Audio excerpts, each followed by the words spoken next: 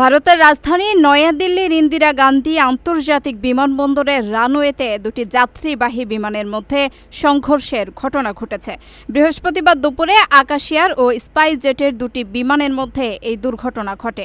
তবে এই ঘটনায় কোনো হতাহতের খবর পাওয়া যায়নি।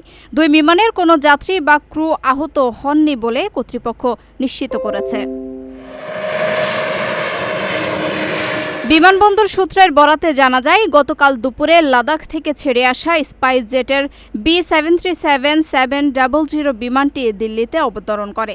অবতরণের পর এটি টারম্যাকের দিকে এগোচ্ছিল। ঠিক একই সময়ে টারম্যাক থেকে বের হওয়া রানওয়েতে অপেক্ষমান ছিল আকাশিয়ারের একটি যাত্রীবাহী বিমান।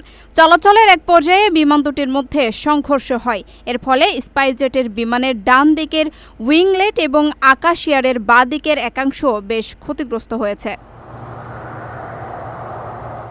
দুর্ঘটনার পরপরই নিরাপত্তাজনিত কারণে ক্ষতিগ্রস্ত দুটি বিমানের উড্ডয়ন বাতিল করা হয়েছে। জানা গেছে, আকাশিয়ারের ফ্লাইটটি হায়দ্রাবাদের উদ্দেশ্যে যাওয়ার কথা ছিল। পরে আটকা পড়া যাত্রীদের নিরাপদে গন্তব্যে পৌঁছে দিতে বিকল্প ফ্লাইটের ব্যবস্থা করে কর্তৃপক্ষ।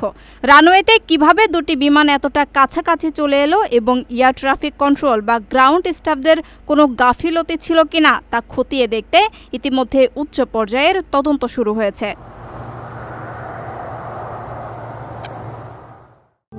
প্রবাসীদের জন্য নির্মাণ হচ্ছে দেশের প্রথম স্মার্ট সিটি, যেখানে থাকছে স্কুল, মসজিদ, হাসপাতাল, সুইমিং পুল, হেলিপ্যাড, পাঠাগার, জিম, সুপারমার্কেট, শিশু পার্ক সহ সকল নাগরিক সুবিধা।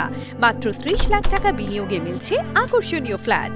প্লাটিনাম ইনভেস্টরদের জন্য ঢাকা বিমানবন্দরে ভিআইপি প্রোটোকল সুবিধা।